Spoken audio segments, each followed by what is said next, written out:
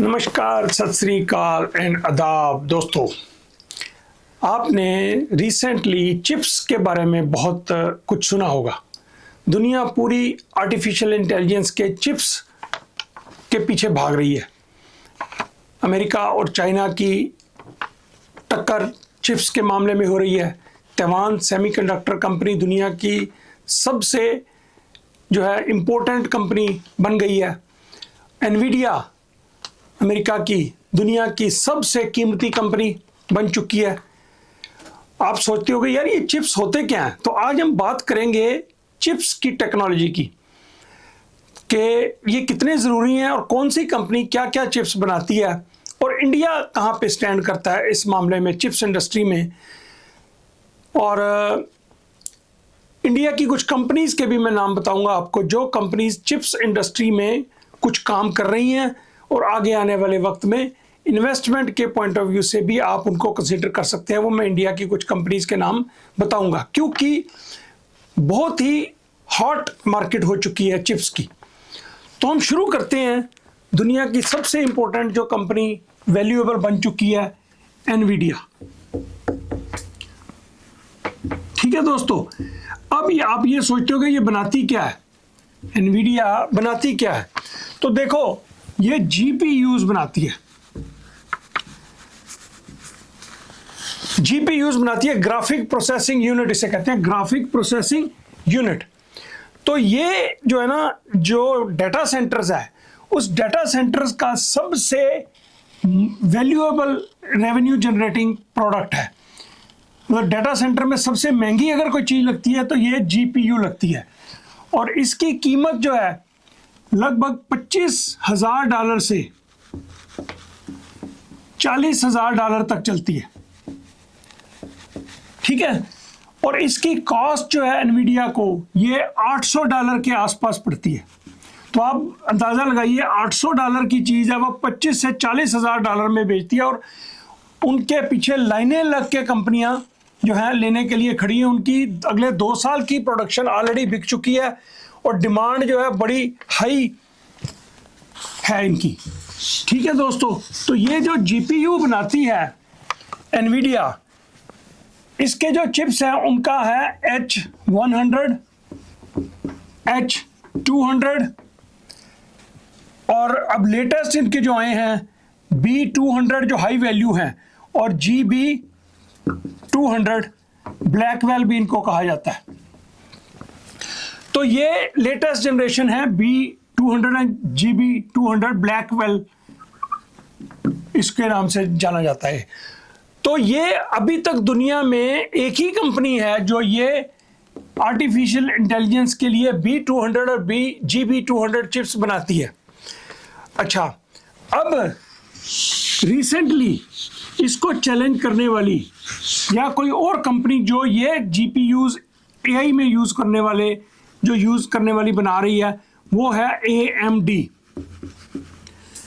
AMD एक company है जो ऑलरेडी चिप्स मैन्युफैक्चरिंग में थी, लेकिन अब ये जीपीयूज जो है हाई वैल्यू वाले जीपीयूज जो है उनका इसने रखा है MI400 और MI400 की सीरीज जो बनाएंगे, ये 400 है, 450 है। तो ये 2026 के सेकेंड हाफ में इनकी प्रोडक्शन आ जाएगी AMD की। इसीलिए मेरा बेस्ट रिकमेंडेड स्टॉक जो है ये आजकल AMD चल रहा है लगभग $220-230 के आसपास। तो मेरी ये प्रेडिक्शन है कि ये शेयर AMD का डबल हो सकता है 1 साल के अंदर अंदर, क्योंकि ये बड़े हाई वैल्यू चिप्स है जो ये बनाने जा रही है। दुनिया की सेकंड कंपनी होगी, तो जब भी ये बना पाएगी तो आप अंदाज़ा लगाओ इसकी ग्रोथ जो है और इसके प्रॉफिटेबिलिटी कितनी बढ़ जाएगी। ठीक है दोस्तों, ये हो गया AMD के बारे में। तो मैं थोड़ा शॉर्ट में बात करूंगा ताकि वीडियो बहुत लंबी ना हो। ठीक है दोस्तों। अच्छा, अब ये जो ग्राफिक प्रोसेसिंग यूनिट्स होती है ये अभी फ़िलहाल AMD वो बना रही है, तो उसकी इंटेल के साथ मिलके सिर्फ ये वो डेस्कटॉप्स लैपटॉप्स के लिए जो यूज़ होते हैं उनके लिए बना रही है, लेकिन अब ये जो आर्टिफिशियल इंटेलिजेंस के लिए जो डाटा सेंटर्स हैं उनके लिए चिप इसका नया आने वाला है। तो एनवीडिया की कहानी हुई, इसलिए एनवीडिया को खतरा है। इसीलिए आप देख रहे होंगे कि पिछले 6-8 महीने से एनवीडिया का प्राइस वहीं का वहीं खड़ा हुआ है, बल्कि नीचे आया है पीक से, क्योंकि अब उसका जो मोनोपोली है वो हमेशा नहीं रहने वाली है। AMD आ चुकी है, उसके जून के आसपास ये जो नए चिप्स आ जाने हैं, तो फिर इसकी जो मोनोपोली है एनवीडिया की नहीं रहने वाली। अच्छा जी, तो अब उसके बाद मैं आपको ये बताऊं कि उसके बाद एक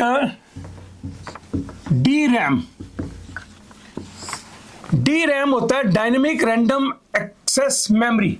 डायनेमिक रैंडम एक्सेस मेमोरी, इसकी बहुत डिमांड बढ़ चुकी है।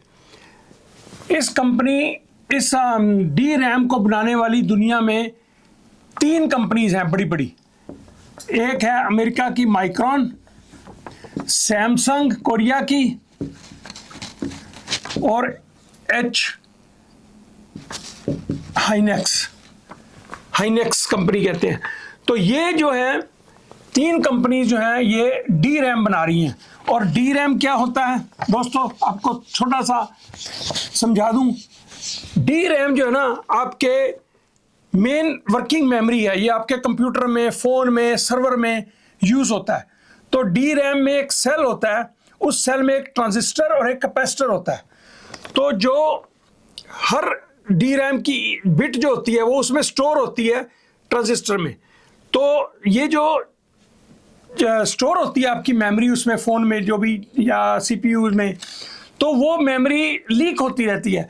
तो DRAM का चिप क्या करता है, उस मेमोरी को लीक होने से रोकने के लिए उसकी जो उसको वो रिफ्रेश करता रहता है। 1 सेकंड में हज़ारों बार उसको रिफ्रेश करता है ताकि वो मेमोरी बीच में से निकल ना सके, वो निकलने की कोशिश करती है। तो ये होता है DRAM। तो ये DRAM बनाने वाली आपको 3 कंपनीज मैंने बताई, लेकिन अभी इसकी जो है ना बूम एंड बस्ट वाली सिचुएशन होती है कि ये बहुत ही ज़्यादा प्रोडक्शन हो जाती है, तो इसकी कीमत जो है कम हो जाती है। ये इसका साइकिल चलता है। तो 2 साल इसकी प्राइस बढ़ेंगे, फिर और मैन्युफैक्चरिंग शुरू हो जाएगी, फिर इसके प्राइस नीचे आने शुरू होते हैं। पिछले 10-15 साल में ऐसा ही होता है कि 2 साल के बाद बूम एंड बस्ट साइकिल इसका आता रहता है। अब क्या हो रहा है, अब इसकी कंसिस्टेंटली डिमांड इतनी ज़्यादा हो गई है, जितनी मैन्युफैक्चरिंग ये 3 कंपनियां करती हैं ना, तो उससे ज़्यादा डिमांड हो चुकी है। इसीलिए माइक्रॉन का शेयर जो है ये दोस्तों 3 गुना हो चुका है 1 साल में, 3 गुना। और अभी बहुत कम है। मेरी सेकंड रिकमेंडेशन AMD के बाद अगर है तो ये माइक्रॉन है। हालांकि 3 गुना हो चुका है, ये 350-60 के आसपास हो चुका है ये, ठीक है। लेकिन इसके रिजल्ट अगर आप देखिए, इसकी इतनी डिमांड हो चुकी है इसके DRAM की कि इस और भी चीज़ें बनाता है ये, लेकिन इसकी सेल्स जो है लास्ट क्वार्टर में इसने जो रिपोर्ट करी, तो इसने लगभग $4.50 के आसपास अर्निंग पर शेयर रिपोर्ट करी, जो कि 2 से 4 हुई। अगले क्वार्टर में इसकी प्रोजेक्शन है $8.5 अर्निंग पर शेयर, और जो रेवेन्यू है वो लगभग 40-50% के करीब डबल हो रहे हैं। 60% भी क्वार्टर की इसकी एक्सपेक्टेशन है अगले क्वार्टर की। तो इसलिए इसका शेयर जो है ना इस भाव पे भी बहुत सस्ता है। मेरी प्रोजेक्शन है कि ये 500 प्लस हो जाएगा, जिस हिसाब से कंटिन्यूअस डिमांड इनके DRAM की है। तो ये कहते हैं कि 2026 में जितनी प्रोडक्शन है इनकी ऑलरेडी बुक हो चुकी है, और 2026 में अभी इसकी डिमांड और बढ़ेगी। ये क्या हो रहा है, कैसे ये डिमांड बढ़ रही है, इसकी डिटेल में हम नहीं जाएंगे। तो ये micron is the second company मेरी रिकमेंडेशन अमेरिका के मार्केट में जो हैं आपको बताऊं। तो ये लगभग तीनों कंपनियां जो मैंने आपको बताई, ये 95% दुनिया की जो डिमांड है ना, ये 3 कंपनियां पूरी करती हैं। अच्छा, इसका एक आपको मैं बताऊं कि प्रोसेस होता है कि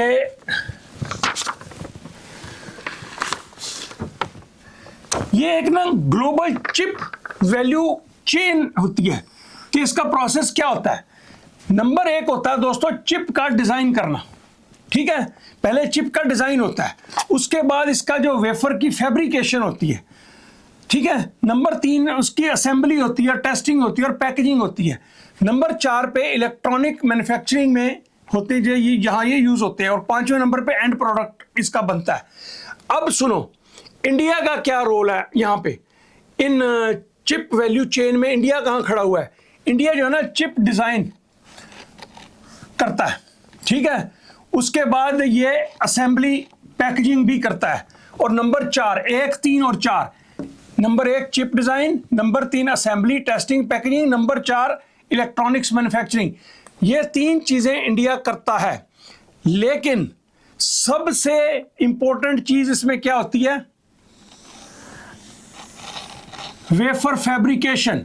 फैब्रिकेशन का इंडिया में अभी टाटा इलेक्ट्रॉनिक्स का एक प्लांट है, लेकिन वो भी मैं बताता हूं कि कौन सी कैपेसिटी वाले जो चिप्स है उसका फैब्रिकेशन है वो बनाती हैं, अभी बताता हूं मैं अभी। लेकिन चिप डिजाइन दोस्तों, दुनिया में जितने भी चिप डिजाइन होते हैं उसके इंजीनियर्स 20% इंजीनियर्स उसका जो है ना वो इंडिया में है। दुनिया के चिप्स को डिजाइन करने का 20% काम जो है ना इंडिया के इंजीनियर्स करते हैं। तो कंपनी जो है ना माइक्रॉन, इंटेल, सैमसंग, इन्होंने इंडिया में अपने ऑफिसेज खोल रखे हैं, बंदे हायर कर रखे हैं जो कि इंजीनियर जो है उनके चिप डिजाइन करते हैं। चिप डिजाइन करके वो जैसे ब्रेन जो है इंडिया डिजाइन करता है, लेकिन उसकी बॉडी जो है वो सैमसंग वाले या अमेरिका वाले अपने यहाँ पे उसकी मैन्युफैक्चरिंग करते हैं। तो अभी मैं बताता हूँ कि वेफर फैब्रिकेशन इंडिया क्यों नहीं करता। दोस्तों वेफर फैब्रिकेशन जो है ना ये बहुत ही कॉस्टली प्रोजेक्ट होता है। ये लगभग 20 से 25 बिलियन डॉलर की इसकी इन्वेस्टमेंट होती है, 5 साल के करीब इसको बनने में लगते हैं, और 20 से 25 बिलियन डॉलर की इन्वेस्टमेंट है। इसकी जो कॉस्ट है ना कैपिटल एक्सपेंडिचर बहुत ज़्यादा है, इसलिए अभी इंडिया की कोई कंपनी जो है ना इसमें नहीं आ रही। अच्छा, अब असेंबली इंडिया करता है, टेस्टिंग भी करता है और पैकेजिंग भी करता है, और फिर इलेक्ट्रॉनिक्स में इस्तेमाल होता है। जैसे आपके एप्पल के फोन्स हैं तो उनमें जो चिप्स लगते हैं ये इंडिया में ये इलेक्ट्रॉनिक्स में इस्तेमाल होता है। जो मैन्युफैक्चर होते हैं चिप्स हो गए, आपका इंडस्ट्रियल यूसेज भी होता है इसका, सोलर पैनल्स में भी लगते हैं ये, ठीक है। तो एंड प्रोडक्ट ये बनाती हैं कंपनियां अपने घर जाके, अमेरिका वाली या कोरिया वाली। तो ये हुई आपकी चेन जो है उसमें हम कहाँ खड़े हुए हैं, ठीक है दोस्तों। अब अच्छा, अब मैंने आपको बताया कि ये जो मैन्युफैक्चरिंग में एम्प्लॉय भी बहुत चाहिए होते हैं इसकी फैब्रिकेशन में, और उसके बाद इसकी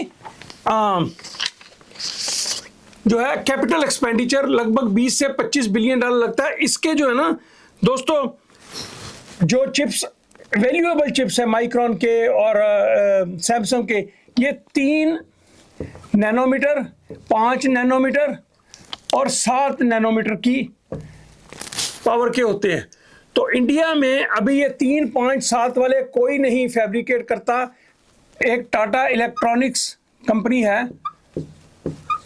वो ये बनाती है लगभग 16 से 28 नैनोमीटर के जो चिप्स है ना वो ये फैब्रिकेट करती है टाटा इलेक्ट्रॉनिक्स। एक ही फैब्रिकेशन की कंपनी है, लेकिन ये जो है ना बहुत वैल्यू वाले नहीं होते, क्योंकि ये बहुत माइन्यूट नहीं होते। असली जो वैल्यू है इनकी होती है। तो ये 16 से 28 नैनोमीटर के जो चिप्स है टाटा इलेक्ट्रॉनिक्स बनाती है, और ये जो है ऑटो में ज़्यादा यूज़ होते हैं, ठीक है। ऑटो हो गया, इंडस्ट्रियल हो गई। तो उसके बाद एक कंपनी का मेंशन अगर मैं ना करूं तो TSMC सुना होगा आपने, ताइवान सेमीकंडक्टर। ये कंपनी दोस्तों एडवांस्ड एआई चिप बनाती है, दुनिया में सबसे ज़्यादा एडवांस्ड, और कोई भी ऑलमोस्ट पूरी डिमांड जो है ना इनके जो चिप्स बनते हैं वो दुनिया पूरी की कोई भी एआई जो है वो इसके बगैर TSMC के बगैर काम नहीं करती। इसका कोई भी मुकाबला है ही नहीं। तो इसलिए आपने देखा होगा कि बहुत ज़्यादा इसकी TSMC के पीछे लड़ाइयाँ हो रखी है कि चाइना इसको ग्रैब करना चाहता है इस कंपनी को क्योंकि ये तैवान में है, और अमेरिका जो है इसको अपनी तरफ खींच रहा है। इन्होंने एक प्लांट अमेरिका में भी अभी रिसेंटली लगाया है। अच्छा, तो इंडिया जो है ना ऑलरेडी ग्लोबल डिजाइन का पावर हाउस बन चुका है, ठीक है ना। 20% आपको बताया चिप्स जो है वर्ल्ड के डिजाइन के होते हैं, इंजीनियर्स इंडिया में जो करते हैं, लेकिन हमें मैन्युफैक्चरिंग कोई भी हम नहीं करते। अच्छा, अब दोस्तों आपको बताऊं कि कौन कौन सी कंपनी जो हैं इंडिया में अब आगे आने वाले वक्त में क्या चिप्स इंडस्ट्री में अपना रोल अदा कर सकती है। नंबर 1 पे दोस्तों है टाटा एलेक्सी, स्पेलिंग शायद ऐसे ही हो, ELXSI, एलेक्सी, टाटा एलेक्सी, ठीक है दोस्तों। नंबर 2 है डिक्सन टेक्नोलॉजी। नंबर 3 है CG पावर। नंबर 4 है SGS, और नंबर 5 है कीनेस टेक्नोलॉजी। और एक बड़ी रिस्की कंपनी है छोटी सी लेकिन MOSCHIP, मॉसचिप। ये बड़ी स्पेकुलेटिव छोटी कंपनी है लेकिन ये वंडर कर सकती है, थोड़ा रिस्की कंपनी है। लेकिन ये 4 कंपनियां हैं, Tata Elxsi, Dixon, CG power, SGC और कीनोट टेक्नोलॉजी। ये कंपनियां जो है ना चिप्स टेक्नोलॉजी में दोस्तों अपना काम कर रही हैं। तो अगर आप इनके स्टॉक प्राइसेस पे ध्यान रखो, मुझे नहीं पता इनके स्टॉक प्राइसेस बढ़ चुके हैं, कम हैं या ज़्यादा हैं, क्योंकि मैं इंडियन स्टॉक्स जो हैं उनको बहुत ज़्यादा ट्रैक नहीं करता। तो आप इन कंपनियों के शेयर प्राइसेस के ऊपर नज़र रखिए, और आने वाले वक्त में जैसे चिप्स की टेक्नोलॉजी और चिप्स की इंडिया जो है वो ग्रो कर रहा है इस फील्ड में, तो मुझे लगता है कि हो सकता है टाटा एलेक्सी या टाटा इलेक्ट्रॉनिक्स जैसी कंपनियां ये फैब्रिकेशन में भी आ जाएं, तो हाई वैल्यू प्रोडक्ट्स बनाने लग जाएं, फिनिश्ड प्रोडक्ट्स बनाने लग जाएं जिसकी दुनिया को ज़रूरत है। तो इन्वेस्टमेंट के लिए अमेरिकन कंपनीज में अगर किसी ने चिप्स इंडस्ट्री में इन्वेस्ट करना है, एनवीडिया मेरे ख्याल से अपनी पीक हो चुका उसका, उसमें बहुत ज़्यादा उम्मीदें नहीं हैं। AMD जैसे मैंने आपको बताया, ये M400 की जो सीरीज़ बनाने वाली हैं जो एनवीडिया को चैलेंज करेगी, और हाई वैल्यू, सबसे हाई वैल्यू चिप जो होता है वो लगता है जो इसके सुपर कंप्यूटर्स में ये डाटा सेंटर्स के यहाँ पे यूज़ होना है इसने, ठीक है। और माइक्रॉन, हालांकि उसका प्रोडक्ट जो है DRAM कोई बहुत ज़्यादा मतलब रिसर्च वाला नहीं है, हाई वैल्यू नहीं है, लेकिन अभी इसकी कीमतें इतनी बढ़ चुकी हैं, इतनी डिमांड इसकी हो चुकी है कि अगले 2-3 साल तक इसकी डिमांड अभी जारी रहनी है। तो इसके प्राइसेस इतने बढ़ चुके हैं कि हर महीने 10-10% प्राइस बढ़ रहे हैं इनके, तो इनकी प्रॉफिटेबिलिटी बहुत ज़्यादा होने वाली है। तो अमेरिकन कंपनीज में चिप्स टेक्नोलॉजी में AMD और माइक्रॉन, ठीक है। तो SND के भी है, लेकिन उसके जो फंडामेंटल्स हैं अभी हमें पता नहीं कि कैसे उसके रिजल्ट आएंगे, उसके बाद ये फैसला किया जाएगा कि ये वैल्यू इसकी ओवर हो चुकी है या नहीं। लेकिन AMD वैल्यू है उसमें, अभी उसका डबल प्राइस हो सकता है, और Micron still can go higher, क्योंकि जितनी इसकी प्रॉफिटेबिलिटी हो रखी है ना, लगभग $10 अर्निंग पर शेयर एक क्वार्टर की, तो साल की लगभग $35-40 अर्निंग पर शेयर इसकी हो जानी है, जो कि पिछले कुछ सालों से 10 से ऊपर कभी नहीं गई अर्निंग पर शेयर इसकी साल की। तो अब 40 के करीब होने वाली है, तो इसका प्राइस जो है 350 भी कम लगता है, बढ़ सकता है। अमेरिकन कंपनीज में AMD और माइक्रॉन 2 कंपनियां के ऊपर नज़र रखनी चाहिए। और इंडिया के लिए ये जो 5-6 कंपनियां मैंने बताई, इनके ऊपर नज़र रखो।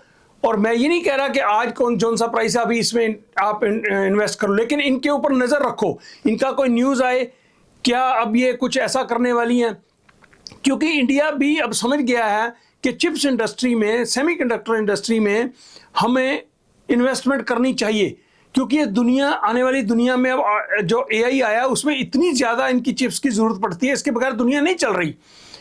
तो ज़रूरी बात है कि इंडिया की कंपनियां भी ये देखती होंगी, सोचती होंगी, तो कोई ना कोई फैब्रिकेशन के लिए यूनिट हो सकता है टाटा इलेक्ट्रॉनिक्स या टाटा एलेक्सी या इनमें से डिक्सन टेक्नोलॉजी, ये शायद इसमें इस तरफ कोई कदम बढ़ाएं। ठीक है ना? तो इन पे नज़र रखिए, और अगर इन्वेस्ट करना है तो इन शेयर्स को नज़र में रखो। ठीक है दोस्तों, और मैं एक बात और कहना चाहता हूं कि मेरे जो वीडियो के नीचे कमेंट्स आते हैं, बहुत से इंडिया में लोग जो है ना कहते हैं मुझे व्हाट्सएप ग्रुप में शामिल कर लो, जो मैंने व्हाट्सएप ग्रुप बनाया हुआ है। दोस्तों, व्हाट्सएप ग्रुप जो मैंने बनाया हुआ है वो सिर्फ US मार्केट में ऑप्शंस का काम करते हैं, हम उसमें सिखाते हैं, बताते हैं। तो इंडिया के लोग जो उसमें व्हाट्सएप ग्रुप में शामिल होने की रिक्वेस्ट करते हैं, उनको उसका फ़ायदा कोई नहीं है, क्योंकि वो US स्टॉक्स में डेरिवेटिव्स का काम, ऑप्शंस का काम इंडिया वाले नहीं कर सकते, तो उस ग्रुप में उनका होने का कोई फ़ायदा नहीं है। तो मुझे बार बार कई लोग ईमेल करते हैं कि यार मुझे शामिल कर लो, मुझे शामिल कर लो। हर बंदे को मैं जवाब दे रहा हूँ कि भैया नहीं, आपका कोई फ़ायदा नहीं। देखो ना, उसमें भीड़ करने का कोई फ़ायदा नहीं है। लगभग 35 मेंबर उसमें हो चुके हैं, उसमें दुनिया भर से, ऑस्ट्रेलिया में, कतर से, UK से, कनाडा से, अमेरिका से, तो उनको तो फ़ायदा हो रहा है। उनकी हम जूम मीटिंग करते हैं हफ्ते में एक बार संडे को, तो उसमें हम डिस्कस करते हैं कि कौन कौन से ऑप्शंस वाले काम करने चाहिए, किस तरह से पुट सेलिंग का सिखाता हूं मैं उनको। लेकिन जिसको फ़ायदा हो उसको तो उसमें आने का फ़ायदा है। तो अननेसेसरी मुझे बार बार प्रेशर मत डालो कि भैया मुझे उस व्हाट्सएप ग्रुप में ऐड कर लो। तो फिर उसमें क्या होता है कि आप देखते रहते हो कि बात क्या हो रही है, हम आपस में बात कर रहे होते हैं कुछ, तो आपको इंडिया वालों को समझ भी नहीं आ रही होती कि होता क्या है ये। तो इसलिए इंडिया की स्टॉक मार्केट के लिए जब भी कोई ग्रुप बनेगा, जब भी कोई मेरा ट्रेनिंग प्रोग्राम शुरू होगा, तो तब देखी जाएगी। अभी फिलहाल जो ये ग्रुप बना हुआ है वो अमेरिका के स्टॉक्स मार्केट में ऑप्शन सेलिंग के बारे में ही चलता है, उसकी वही मैं गाइड करता हूं। और पता होगा आपको, पैसा कभी कहीं से मैंने नहीं लिया।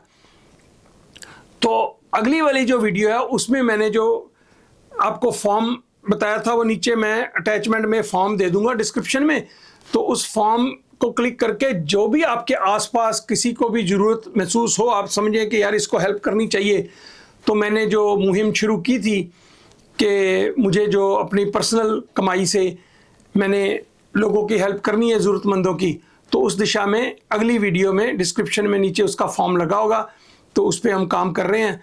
तो फिर देखेंगे कैसा वो चलता है, तो उस हिसाब से आपको बताता रहूँगा। तो फिलहाल दोस्तों, इंडिया की मार्केट में जो है बड़ा ही अजीब सिचुएशन है। कल अमेरिका में तो छुट्टी, आज संडे है, 18 तारीख है, तो कल अमेरिका में तो छुट्टी है, तो स्टॉक मार्केट्स बंद हैं। इंडिया में तो खुलेंगी। तो इंडिया की मार्केट को ध्यान से, मैंने पहले भी कहा आपको कि बहुत ही हलचल हो रखी है। तो अभी एक मैं जो इंडिया की जियोपॉलिटिकल सिचुएशन है उसके ऊपर एक वीडियो बनाने वाला हूं, तो वो भी एक आधे दिन में आपके पास आएगी। शायद वो पहले आ जाए, ये बाद में आए, तो जैसे भी होगा। तो ठीक है दोस्तों, अपना ध्यान रखिएगा। नमस्कार।